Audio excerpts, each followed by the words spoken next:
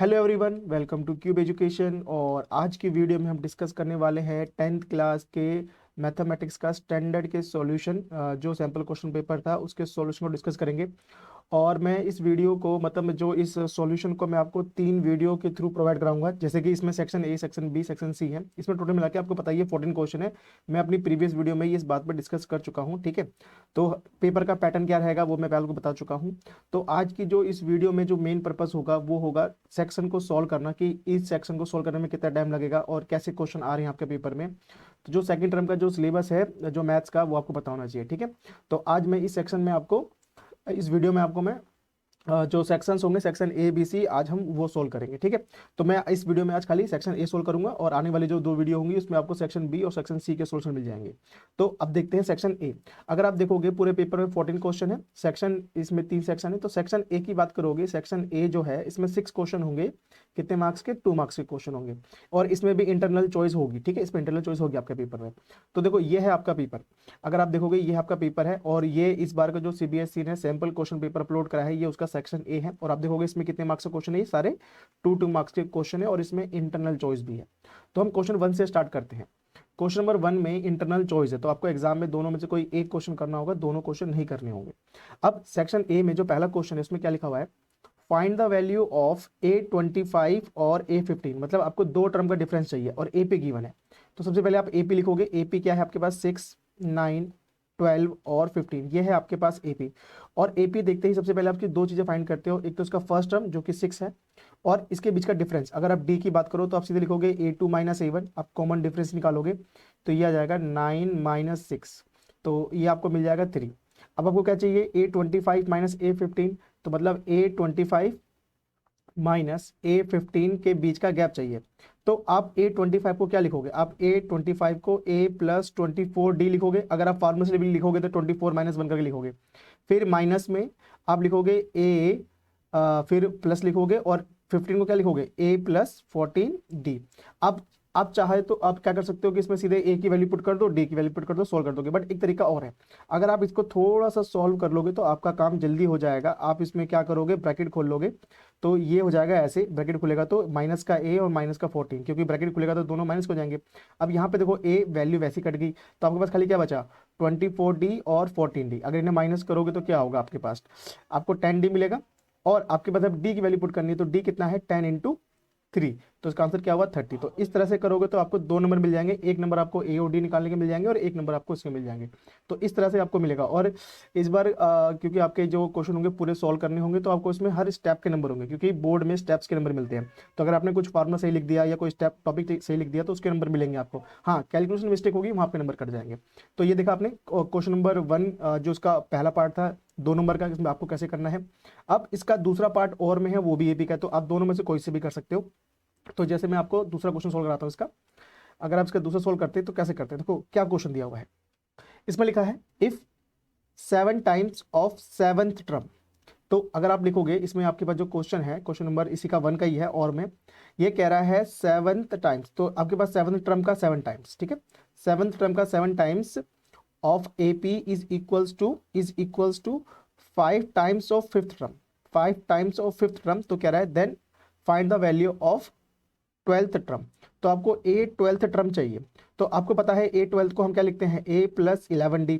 तो अगर मुझे किसी तरह ए और डी की वैल्यू मिल जाए तो मैं लिख सकता हूँ, या मुझे सीधे ये मिल जाए तब भी मैं लिख सकता हूँ। तो अगर आप देखोगे मैं A7 को जब सॉल्व करूंगा तो मैं इसको तो ऐसे लिखूंगा A+6D, इस तरह से लिखूंगा। और जब मैं A5 को सॉल्व करूंगा तो मैं क्या लिखूंगा? A+4D। अब आप इन्हें मल्टीप्लाई करोगे तो ये आ जाएगा 7A+42D, 42D।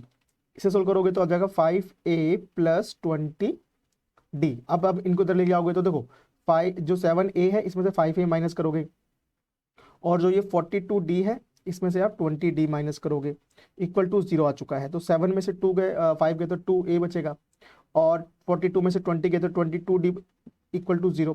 अगर आप चाहो तो कॉमन ले सकते हो। अगर मैं 2 कॉमन ले लूँ तो क्या आ जाएगा? A+11D equals to 0। और ये जो 2 है चले जाके 0 बन जाएगा, तो क्या बचेगा a प्लस 11d। और आपने देखा क्या, आपको a प्लस 11d चाहिए, तो ये आया, तो आप इसको a12 लिखोगे कि भाई इसका मतलब ही क्या है, इसका मतलब है ये 12 टर्म है, तो 12 टर्म हमारे पास क्या आ गया, 0 आ गया, क्योंकि इसमें सीधे ही आपको आंसर मिल गया, आपको उसमें a और d की वैल्यू निकालने की जरूरत नहीं पड़ी। तो आपने देखा 2 मार्क्स में एपी के कैसे क्वेश्चन आ रहे हैं, बेसिक क्वेश्चन आ रहे हैं, अगर आपने थोड़ी सी एपी की अच्छे से प्रैक्टिस कर रखी होगी तो आप इस क्वेश्चन को कर लोगे। ठीक है, करते हैं आपका क्वेश्चन नंबर सेकंड। अगर आप क्वेश्चन नंबर सेकंड देखोगे, क्वेश्चन नंबर सेकंड हमारे किस चैप्टर से है, क्वेश्चन नंबर सेकंड है हमारा 4 चैप्टर से, क्वाड्रेटिक इक्वेशन, जो कि 2 मार्क्स का है। ठीक है, तो उसमें लिखा है find the value of m so that the quadratic equation has 2 equal root. तो बच्चों देखो, आपने क्वाड्रेटिक इक्वल जिसमें find the value of k वाले क्वेश्चन है, ये आपको चैप्टर 4 में मिल जाएगा। ठीक है, तो चैप्टर 4 में अगर आप जाओगे तो ये एक्सरसाइज आपका है 4.4, उसमें क्वेश्चन नंबर सेकंड में आपको ये मिल जाएगा, सेकंड में सेकंड पार्ट कुछ ऐसे क्वेश्चन है उसका। ठीक है, तो सबसे पहले आपके पास क्या है, एक क्वाड्रेटिक इक्वेशन है mx ब्रैकेट में 5x minus 6 plus 9 equal to 0। तो सबसे पहले आपको क्या करना है, इस क्वाड्रेटिक इक्वेशन को स्टैंडर्ड फॉर्म में लिखना है, तो आप इसको मल्टीप्लाई करोगे तो ये हो जाएगा 5m x² और फिर माइनस का 6mx प्लस करना है। अब बच्चों ये आपका एक क्वाड्रेटिक इक्वेशन है, तो जब भी आपके पास find the value of k वाले क्वेश्चन आते हैं तो उसमें आपको क्या पता होता है कि इसके इक्वल रूट है, तो आपको पता है दे लिखोगे इक्वेशन हैज, ये आप पूरा लिख सकते हो, quadratic equation has equal roots. तो बच्चों जब हमें पता है कि इसके इक्वल रूट्स, इस क्वेश्चन में कैसे करते थे कि d इक्वल टू 0 लिखते हैं, और d की वैल्यू क्या होती है, b² minus 4ac equal to 0। तो अगर आप देखोगे इसमें आपके पास b कौन है, तो ये x को छोड़ के जो बच गया वो 6m, आपका ये क्या है पूरा का पूरा माइनस का 6m, ये आपकी b की वैल्यू है, और माइनस का 4 इंटू a देखोगे आपके पास 5m है, a क्या है 5m है, इनटू में आपके पास c क्या है 9 है, c क्या है 9 है, इक्वल टू 0। तो आप देखोगे ये हो गया 6 6 36m², और ये हो गया 4 5 20, और 29 आपका हो गया 180, और ये हो जाएगा आपका m इक्वल टू 0।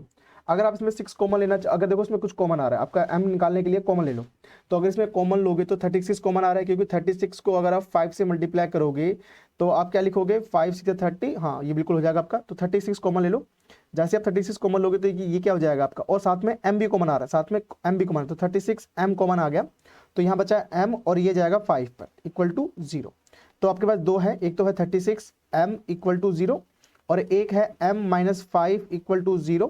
तो यहाँ पे अगर आप m की वैल्यू निकालोगे 5 आएगा, और यहाँ m की वैल्यू कितनी आएगी, यहाँ सॉरी इसमें m की वैल्यू 0 आएगी, इसमें m की वैल्यू 5 आ रही है। अब एक चीज देखना, अगर हम m अपना आंसर मानते हैं और आप इसमें m रख दे तो ये एक क्वाड्रेटिक इक्वेशन नहीं बनेगी, तो क्या करोगे, इट रिजेक्टेड कर दोगे, कहोगे इट रिजेक्टेड, मतलब m का आंसर 0 नहीं आ सकता, आपका आंसर क्या आ सकता है 5 आ सकता है। तो ये इसका दूसरा क्वेश्चन था, जिसमें आपको क्या दे रखा था कि इक्वेशन के कैसे रूट्स हैं, इक्वल रूट है, तो इक्वल रूट में d इक्वल टू 0 होता है, उसके बाद आप उसमें k की वैल्यू निकालते हो या m की वैल्यू निकालते हो, या a जो भी देगा वो निकालना होगा। तो ये एक बहुत ही बेसिक सा क्वेश्चन था सेकंड चैप्टर से, मतलब चैप्टर नंबर 4 से सेकंड क्वेश्चन था आपका ये। ठीक है, चलिए अब अगला क्वेश्चन करते हैं, क्वेश्चन नंबर, अगर हम बात करें क्वेश्चन नंबर 3 की, तो बेटा क्वेश्चन नंबर 3 ये आपका है 10 चैप्टर का, ये आपका 10 चैप्टर है जिसका नाम है सर्कल। ठीक है, और इसमें आपको ये फिगर दी हुई है, तो अगर आप इस फिगर की बात करोगे तो आपको देखो ये रेडियस दे रखी है, इस रेडियस की वैल्यू r है, और ये रेडियस का डबल है, ये आपको दे रखा है। तो आपसे पूछ क्या रहा है कि यहाँ पे PA PB दो टेंजेंट है, ये सर्कल का सेंटर है, और OP की वैल्यू OR है, फाइंड द, पहले कह रहा है देन फाइंड एंगल APB, ये आपको फाइंड करना है, ये एंगल, ये आपको एंगल फाइंड करना है, पहले APB पूरा फाइंड करना है। देन कह रहा है what type of triangle APB, फिर इसका वो टाइप पूछ रहा है, टाइप मतलब ये एक राइट एंगल ट्रायंगल है, या एक आइसोसेलेस ट्रायंगल है, या इक्विलेटरल ट्रायंगल है, तो हम क्या बता सकते हैं, उसके एंगल देख के बता सकते हैं। ठीक है, तो ये चीज करेंगे। तो देखो बच्चों, पहली चीज, पहले हम इस ट्रायंगल की बात करें, ये ट्रायंगल है क्या। अगर मैं इन ट्रायंगल, अगर मैं ले लूँ सॉल्यूशन में इन ट्रायंगल, आप लिख लोगे APB, हम इस ट्रायंगल की बात कर रहे हैं। तो सबसे पहले आपने एक चीज नोटिस करी होगी, यहाँ पे गिवन में ये दोनों क्या दिए हुए हैं, टेंजेंट दिए हैं, ये दोनों क्या है, टेंजेंट है।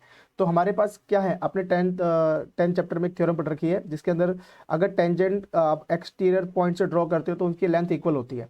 तो यहाँ क्या लिखेंगे, AP इक्वल है PB, AP इक्वल है PB, क्योंकि क्या है, ये tangent from the exterior point, ये क्या है, टेंजेंट फ्रॉम, रीजन देना पड़ेगा आपको, tangent from the exterior point of a circle. तो आपने ये थ्योरम पढ़ी हुई है कि अगर कोई tangent from the exterior point होता है, उसके दोनों टेंजेंट की लेंथ सेम होती है, ये पहली चीज होगी। इसके अकॉर्डिंग ये क्या बन रहा है, एक आइसोसेलेस ट्रायंगल बन रहा है, बट इससे हमारा पूरा काम नहीं होगा। अब एक चीज, अगर ये एक आइसोसेलेस ट्रायंगल है तो ये जो इसका जो दो साइड के इक्वल बीच में एक लाइन जा रही है, तो ये लाइन इस पे परपेंडिकुलर होगी, ये हमें पहली चीज ये बताती है। तो हमें क्या पता लगा कि इससे मतलब मैंने पहले दिखाया कि ये दोनों साइड इक्वल है, तो देयरफॉर ये क्या बन गया, एक देयरफॉर जो एपीबी अभी हमारे लिए क्या है, APB is a isosceles triangle. Isosceles triangle ये हमारे लिए आइसोसेलेस, तो हम कह सकते हैं कि जो ये P है और यहाँ पे कोई नाम दे दो ए पी बी, यहाँ C दे दो कोई, तो आप क्या बोलोगे कि जो PC है वो PC क्या है, PC परपेंडिकुलर किस पे है, देयरफॉर PC परपेंडिकुलर है किस पर, AB पर। और ये जो क्या करती है, बाइसेक्ट करती है, ये क्या करती है, बाइसेक्ट। तो PC क्या कर रही है, PC bisect, bisect angle P, जो एंगल P जिसे आप बोल सकते हैं एंगल PB APB, तो एंगल APB को क्या कर रही है, APB को ये क्या कर रही है, बाइसेक्ट। बाइसेक्ट मतलब इक्वल पार्ट्स में डिवाइड कर रही है। तो मतलब आपका ये जो एंगल है, ये वाला जो एंगल है इसके इक्वल है। इतनी सी बात क्लियर है। हम बात आते हैं कि ये एंगल निकलेगा कैसे। तो पहली चीज हमने ये देख ली कि ये दोनों रेड वाले एंगल कैसे हैं, इक्वल है। अब आते हैं इन, अगर आप बात करोगे इन ट्रायंगल ए, या मैं कह दूं PAO, ये बच्चों छोटा ट्रायंगल, अगर आप इस ट्रायंगल की बात करोगे, ये देखो ये जो ट्रायंगल है, इस ट्रायंगल में ये एंगल 90 डिग्री है। क्यों डिग्री है 90 डिग्री, ए जो PAO एंगल है वो है 90 डिग्री। क्यों है, क्योंकि आपका जो रेडियस है वो हमेशा टेंजेंट पे क्या होता है, परपेंडिकुलर। ये 10.1 थ्योरम है। तो क्या है, OA परपेंडिकुलर है AP, ये हमारा क्या होता है, radius perpendicular to the tangent, 10.1 theorem. तो इससे हमारा क्या हुआ, जो PAO हमारा 90 डिग्री आ गया, इससे हमारा क्या हुआ, मैं इस फिगर थोड़ा रफ कर देता हूँ। ये देखो, अगर आप अब नोटिस करोगे कि ये वाला एंगल आपका कितने डिग्री हो गया, ये वाला एंगल हो गया आपका 90 डिग्री, ये वाला एंगल 90 डिग्री हो गया। तो ये एक राइट एंगल ट्रायंगल है, कहने का मतलब ये है एक राइट एंगल ट्रायंगल है। और राइट एंगल ट्रायंगल में अब बच्चों इसमें ना आपकी एक जो आपका है चैप्टर नंबर 9 और चैप्टर नंबर 8 आपने पढ़ा है पाइथागोरस ट्रिग्नोमेट्री। तो ट्रिग्नोमेट्रिक में यहाँ पे मैं यूज करूंगा। तो ट्रिग्नोमेट्री क्यों यूज करूंगा, क्योंकि ट्रिग्नोमेट्री से मेरा ये वाला एंगल निकलेगा, ट्रिग्नोमेट्री से ये वाला एंगल निकलेगा। अगर जो ये एंगल होगा वो इसके इक्वल होगा, मैं पहले बता चुका हूँ, ये दोनों एंगल इक्वल होंगे। तो आप क्या करो, ये थीटा निकालो। तो अगर आप एक राइट एंगल ट्रायंगल देखोगे और इसमें अगर देखोगे ये राइट एंगल ट्रायंगल है, तो सामने वाला हो गया हाइपोटेनस, तो ये हो गया परपेंडिकुलर और ये हो गया बेस। तो आपके पास इसकी वैल्यू 2R है, हाइपोटेनस की वैल्यू 2R है और परपेंडिकुलर, तो H और P मिलकर क्या बनाता है। तो आपने पंडित बद्री प्रसाद हरी हरी बोल वाला रूल पढ़ा होगा। तो P/H कौन होता है, साइन थीटा। तो मैंने क्या लगाया इसमें साइन थीटा। ये आपका ट्रायंगल कौन सा था, ये तो APO था, हमने इसे APO यूज करा था। अब मैं जो ट्रायंगल में APO में लगा रहा हूँ, क्या लगा रहा हूँ, sine theta. Sine theta equals to P/H। तो साइन थीटा मुझे पता ही नहीं है, थीटा मुझे पता ही नहीं है। तो परपेंडिकुलर कितना है मेरा, परपेंडिकुलर मेरे लिए है R, इसने मुझे परपेंडिकुलर की R दे रखी है वैल्यू, ये R है और ये 2R है। तो R से R कैंसिल, तो मेरे पास जो साइन थीटा आया बच्चों, साइन थीटा की वैल्यू कितनी आ गई, 1/2। और साइन 1/2 कितने पे होता है, तो साइन 1/2 होता है साइन 30 पे। कितने पे होता है, साइन 30 पे। तो ये दोनों कैंसिल हो गया, तो थीटा कितना आ गया बच्चों, 30 आ गया। अब एक चीज समझो, ये एंगल 30 है, तो सीधी सी बात है ये वाला एंगल भी 30 होगी, दोनों इक्वल है, क्योंकि मैंने बोला है कि PC क्या कर रही है, बाइसेक्ट कर रही है किसको, एंगल APB को, मतलब P को बाइसेक्ट कर रही है। तो हम सीधे बोल सकते हैं कि जो मेरा एंगल APB है वो डबल हो जाएगा, 2 × 30 मतलब 60 हो गया। तो आपका ये एंगल 60 है। अब देखो, अगर हम इसे रफ करें, एक बार इसे रफ करके देखते हैं, इस फिगर को रफ करें, इस फिगर को रफ करें, तो आपके पास क्या आया, आपके पास ये एंगल आया 60, ठीक है। और हमने इसको आइसोसेलेस दिखाया था, तो ये दोनों एंगल इक्वल होंगे, ये वाला एंगल और ये वाला एंगल ऑलरेडी इक्वल होगा, ठीक है। तो मान लो ये दोनों x है, तो आप इसको रखोगे x + x, क्योंकि ये दोनों साइड इक्वल है तो सामने वाला एंगल भी इक्वल होंगे। तो x + x + 60 = 0। तो ये आ गया 2x = 180, सॉरी 180, ASP लगाओगे ना, एंगल सम प्रॉपर्टी लगाओगे ना, एंगल सम प्रॉपर्टी। तो 2x + 60 = 180, तो ये आ गया आपका 2x = 120।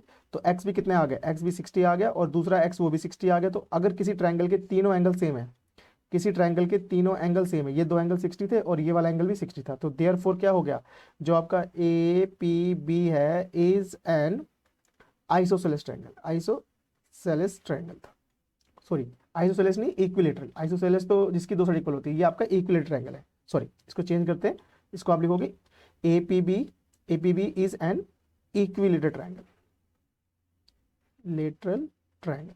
ठीक है, तो क्लियर है। तो सबसे पहले इसमें हमने क्या करा, सबसे पहले हमने ये जो ट्रायंगल था एपीबी, इसको हमने आइसोसेलेस दिखाया और इसमें ये वाली चीज दिखा दी कि ये एंगल दोनों इक्वल है। ठीक है, फिर हमने इसमें राइट एंगल हमें पता ही था ये राइट एंगल ट्रायंगल है, इसमें मैंने साइन का रेशो यूज करके थीटा निकाल लिया।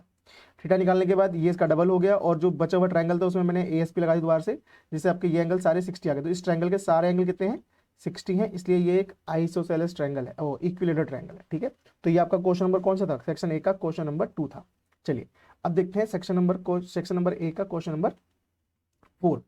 क्वेश्चन नंबर 4 की बात करोगे बेटा, ये है कर्व सरफेस एरिया। तो ये आपका 13 चैप्टर से है, 13 चैप्टर से क्वेश्चन आया है 2 मार्क्स का। ठीक है, तो क्या लिखा हुआ है, the curved surface area of a right circular cone. तो आपके पास सी एस दिया हुआ है, किसका, C S A of cone. C S A of cone कितना है आपके पास, 1 2 3 2 0। ठीक है, अब कह रहा है if the radius of its base is 56, r आपके पास कितना है, 56 है। आर कितना है बच्चों, 56 है। तो कह रहा है फाइंड इट्स हाइट, तो एच निकालना है। तो आपकी सीधी सी बात पता है, जब हम कोन की बात करते हैं, जब हम कोन की बात करते हैं तो कोन में होता है रेडियस, कोन में होती है हाइट और कोन में होता है स्लैंट हाइट।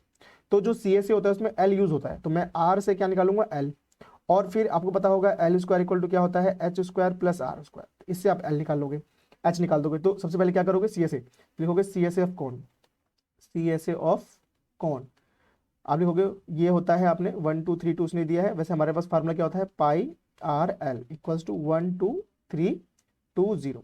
अब आप इसमें पाई की वैल्यू तो कुछ नहीं दिया, सो आपको 22/7 रखोगे। आर आपको दे रखा है 56, ठीक है, इनटू में एल इक्वल टू 1 2 3 2 0 हो गया।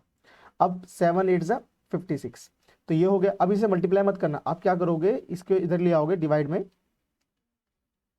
ये, और इसे डिवाइड करोगे आप। अब 11 देखो, 11 के टेबल से 11 2 जा, ठीक है, ये हो गया 11 1 जा 11, और यहाँ पे आप कैरी करोगे तो कितना हो जाएगा, ये हो जाएगा 13, फिर 11 1 जा 11, फिर 11 2 जा 22, फिर 0, फिर 2 से करोगे 2 5 जा 2 6 जा, फिर 0, फिर ये 8 7 जा। तो ये आपका एल कितना आ गया, एल आ गया 70। हमें चाहिए थी हाइट ना कि स्लैंट हाइट, तो आप कैसे निकालोगे, L square equals to h square plus r square.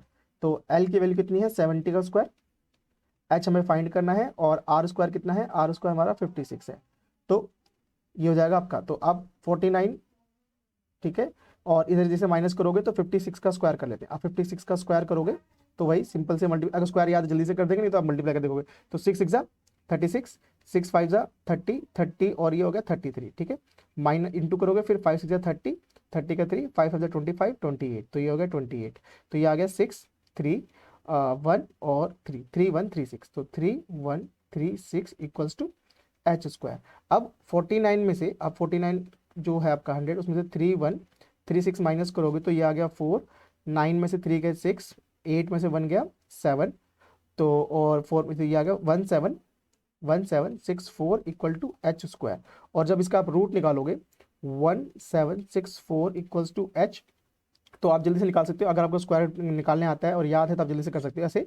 तो 4 4 जा, ऐसे करोगे स्क्वायर रूट 4 4 जा 16, तो कितना बचा 1, और इसका 6 4 यहाँ उतार लोगे, और इसका डबल करोगे तो 8, तो मेरे हिसाब से ये 2 पे जाएगा, 2 2 जा 4 और 2 8 जा 16। देखो ये कितनी जल्दी हो गया, तो ये कितने पे गया 2, तो इसका ये किसका रूट है, ये 42 का स्क्वायर है। तो आपकी हाइट कितनी आ गई, तो हाइट ऑफ द कौन क्या है, हाइट ऑफ द कौन कितना आ गया आपका 42। तो इस तरह से ये आपको क्वेश्चन नंबर 4 करना था, जिसमें आपको सी ए से दे रखा है, रेडियस दे रखी है, स्लैंट हाइट निकलेगी, उसके बाद आप उसकी हाइट निकालोगे। तो ये क्वेश्चन नंबर 4 था आपका, ठीक है। अब बात करते हैं क्वेश्चन नंबर 5 की। क्वेश्चन नंबर 5 आपका हम बात करते हैं, जो क्वेश्चन नंबर 5 है ये है आपका चैप्टर नंबर 14 से, स्टैटिस्टिक्स से, ठीक है, स्टैट्स से आपका ये। अब इसमें आपको क्या दिया देखें जरा, देखते हैं। तो उसमें क्या है, आपकी मीन मीडियन मोड है, किस पे, ग्रुपिंग डाटा पे है। तो यहाँ पे आपको क्वेश्चन किस पे दिया हुआ है, देखो लिखा हुआ है, mister Garg recorded the marks obtained by the her student in the following table, see calculate the modal marks. Modal marks की बात हो रही है, तो मतलब मोड की बात हो रही है, of the student of the class is 45। Modal marks दे रखा है, मतलब मॉडल मार्क्स आपको दे रखे हैं। तो बच्चों अगर आप मॉडल मार्क्स की बात करोगे, ये दे रखे हैं 45, तो सीधी सी बात है, आपको मोड दिया हुआ है, क्या दिया हुआ है, मोड दिया हुआ है। तो ये क्या कह रहा है, while printing of the data, a blank blank was left, अब मतलब ये देखो एक ब्लैंक बचा हुआ है, खाली बचा हुआ है वाला, ठीक है। Find the frequency, find the missing frequency, तो आपको मिसिंग फ्रीक्वेंसी निकाली है। अब आपने एक चीज नोटिस करी होगी, जो एनसीईआरटी की बुक है उसमें कोई भी फ्रीक्वेंसी मिसिंग है जो क्वेश्चन है वो या तो मीन पे है या तो मीडियन पे है, मोड पे कोई क्वेश्चन ही नहीं है। तो मतलब अगर ये स्टैंडर्ड का पेपर है तो बच्चों ने अगर खाली वो मिसिंग फ्रीक्वेंसी क्वेश्चन करे होंगे तो उन्होंने मीडियन पे करे होंगे, मोड पे करे होंगे, मीडियन और मीन पे करे होंगे, मोड वाला नहीं करा होगा। तो ये प्रैक्टिस कर लेना कि ये एक आइडिया दे रहा है कि हम दे सकते हैं इसका, ठीक है। तो आपको क्या करना है, सबसे पहले क्लास इंटरवल जो है आपका वो लिखोगे 0 से 20, 20 से 40, 40 से 60, 60 से आपका 80 और 80 से 100। तो एक इसमें आपने देखा होगा इतना बड़ा क्वेश्चन नहीं है ये, क्योंकि इसमें क्या होता है, इससे कि ये 5 दिया हुआ है, ये 10 दिया हुआ है, ये आपके मिसिंग फ्रीक्वेंसीज को आप एफ लिख लो, एक्स लिखो, आपकी मर्जी है, कुछ भी लिख लो, और ये 6 है और ये 3 है। तो इसने आपको मॉडल क्लास दे रखा था, मोड दे रखा आपको। अगर आप इसने इसने आपको मोड दिया हुआ है 45, इट मीन्स इसका आंसर हमेशा क्लास इंटरवल के बीच में होता है, जो भी क्लास इंटरवल होगी उसके बीच में ही होगा। तो जिसकी मैक्सिमम फ्रीक्वेंसी होती है वही होगा। तो आपके पास 45 अगर देखोगे ये किसके अंदर है, ये इसके अंदर आंसर आ रहा है, तो ये ही आपका क्या होगा, मॉडल क्लास है। तो यही आपकी क्या है, मॉडल क्लास। तो आप लिखोगे जो आपकी मॉडल क्लास है, मॉडल क्लास है वो कौन सी है, 40 to 60, क्योंकि जो मोड की वैल्यू है वो इसके बीच में लाइक कर रही है, क्योंकि जितने भी हमारी मीन मीडियन मोड होती है वो उनकी क्लास के बीच में लाइक करती है। जैसे कि अगर मीडियन क्लास निकालते हो तो वो मीडियन क्लास के बीच में आंसर आएगा उसका, ठीक है। तो मॉडल क्लास ही है। तो इसमें आपको क्या क्या चीज चाहिए, इसमें आपको एल चाहिए, इसमें आपको क्या चाहिए, इसमें आपको F1 चाहिए, इसमें आपको F0 चाहिए, इसमें आपको F2 चाहिए, और बीच का गैप आपके पास कितना है, 20 का गैप है, तो इसमें H कितना हो गया आपके पास, 20 हो गया। तो ये सारी चीजें लिख सकते हो आपकी, आपके पास L कितना है, लोअर लिमिट कितनी है, lower limit of the model class, ठीक है। आपको F1 कितना है, F1 की वैल्यू F ही है। आपके पास F0 की वैल्यू कितनी है, आपके पास 10 है। F2 की वैल्यू कितनी है, 6 है। और अगर आप बात करोगे गैप की, तो ये गैप है। ये सारी चीज़ें क्यों, क्योंकि मोड का जो फार्मूला होता है वो आपको पता होगा, ये होता है L plus F1 minus F0 upon में 2F1 minus F0 minus F2 और इनटू में H, ऐसे होता है। तो आपके पास ये 45 है, L आपके पास कितना है, L आपके पास 40 है। F1 की बात करोगे, F1 आपके पास F है, F0 की बात करोगे 10 है, तो ये 2F, ठीक है, माइनस 10, और F2 कितना है, 6 है, और इनटू में कितना है, इनटू में आपका 20 है। तो पहले इसे माइनस कर दो जाके, तो 5 बचेगा, ठीक है। और ऊपर आप क्या कर सकते हो, F माइनस 10 और इनटू में 20 है, नीचे देखोगे 2F माइनस 16 है, ये आपका इस तरह से आ गया।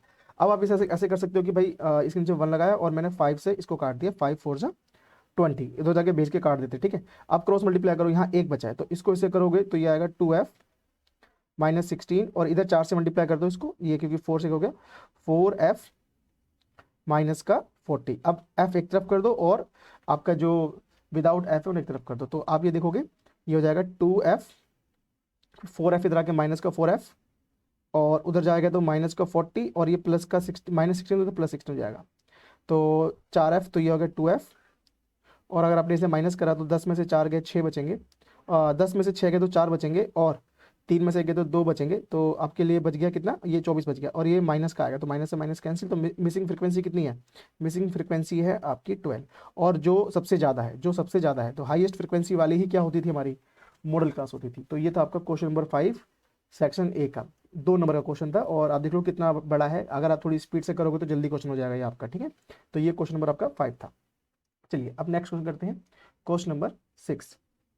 अगर आप क्वेश्चन नंबर 6 देखेंगे, क्वेश्चन नंबर 6 किस चैप्टर से आया है, ये भी 4 चैप्टर से है।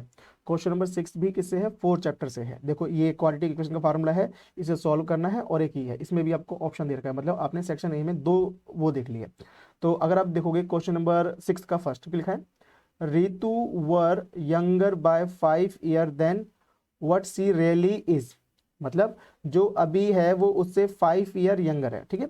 Then the square of her age would have been 11 more than the 5 times of her present age, ठीक है। तो what is her present age, तो हम इसकी प्रेजेंट एज से स्टार्ट करते हैं। तो देखो अगर आप लेट करोगे क्वेश्चन नंबर 6 में, क्वेश्चन नंबर 6 में लिखोगे लेट, इसमें बात हो रही है ऋतु की, तो हम हमेशा क्या करते हैं, प्रेजेंट एज करते हैं, लेट ऋतु प्रेजेंट एज। सबसे पहले हम उनकी प्रेजेंट एज को लेट करेंगे, वो कितना है, x है। अब यहाँ पे क्या बोला है, if Ritu were younger by 5 year then what is she really is. ठीक है, तो ये कह रहा है देन अगर उसकी एज जो आज है अगर वो उससे 5 ईयर यंगर होती, यंगर मतलब उसकी एज कम होती, तो मतलब आज अगर उसकी एक्स एज है तो उसकी 5 साल कम कर दो एज, आज उसकी एक्स एज है तो 5 साल कम कर दो। Then the square of her age, तो मतलब इसकी एज का स्क्वायर, अभी हम अकॉर्डिंग टू क्वेश्चन की बात कर रहे हैं। ठीक है, square of her age would be 11 more than the 5 times of percentage.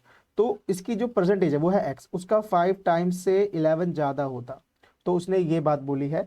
तो आप ध्यान से पढ़ना क्वेश्चन को, उसने बोला है if Ritu were younger by 5 year then what she really is. Really मतलब अभी जो उसकी एज है उससे अगर वो 5 ईयर यंगर होती, मतलब छोटी होती, यंगर मतलब छोटी, अगर वो छोटी होती तो क्या करना है, then the square of her age, जो अभी उसको स्क्वायर की जो बात हो रही है उसकी एज का square have been 11 more than 5 times of her percentage. ठीक है, ये बन गया, अभी से सोल्व कर लो।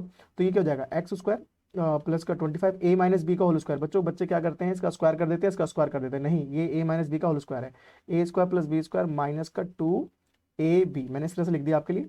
तो ये हो गया 5x प्लस 11, तो ये क्या हो गया एक्स स्क्वायर, और इसको मैं मल्टीप्लाई कर दूँ तो ये हो गया आपका 2 5 10x, और इधर आके ये माइनस का 5x हो जाएगा, और ये प्लस का 11 है, और इधर जाके माइनस का 25 हो जाएगा ये। अच्छा, ये प्लस का 25 इधर रहेगा, और ये माइनस का 11 हो जाएगा। तो इसको एक बार थोड़ा रफ कर लेते हैं, थोड़ा सही से लिख लेते हैं। यहाँ पर आप क्या लिखोगे, आप ऐसे लिखोगे कि ये जो 10x है तो ये आ गया, ठीक है, और ये 5x इधर आके माइनस में आ गया, और ये 25 प्लस का था, 25 प्लस का था, और ये 11 इधर आके माइनस हो गया, तो ये आपकी होगी क्वाड्रेटिक। अब आप इसमें मिडल टर्म स्प्लिट लगाओ या क्या लगाओ, देखो इसमें आ रहा है ये 14 आ रहा है। अब ऐसे दो नंबर फाइंड करने हैं, देखो अगर आप a और इंटू सी चाहिए तो 14 चाहिए, मल्टीप्लाई करने पे 14, और ऐड करने पे कितना आना चाहिए, ऐड करने पे आना चाहिए, मतलब जो a और c का मल्टीप्लाई आ रहा है, और जो बीच में b कितना है वो माइनस का 15 है, ऐड करने पे -15, तो फैक्टर क्या है, तो सीधी सी बात है माइनस का 14 एक्स और माइनस का एक्स, क्योंकि 14 बन जाए 14 होगा, और इंटू करोगे तो प्लस हो जाएगा, और प्लस करोगे तो -15 आएगा, और ये प्लस का 14 इक्वल टू 0।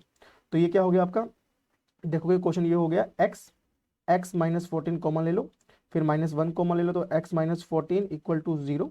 तो ये आ गया x माइनस 1, और ये आ गया x माइनस 14 इक्वल टू 0।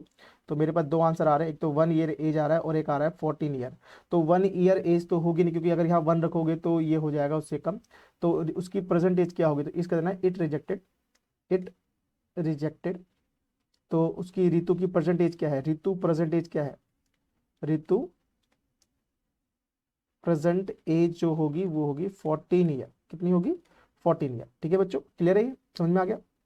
ये था आपका क्वेश्चन नंबर 6 का पहला पार्ट। अच्छा, अगर हम क्वेश्चन नंबर 6 का सेकंड पार्ट देखें तो वो भी बहुत अच्छा क्वेश्चन था। अगर आप नोटिस करोगे क्वेश्चन नंबर 6 का सेकंड पार्ट, तो मैं इसे रफ कर रहा हूँ, आप इसे नोट कर लेना, ठीक है, मैं इसे रफ कर रहा हूँ पूरे को।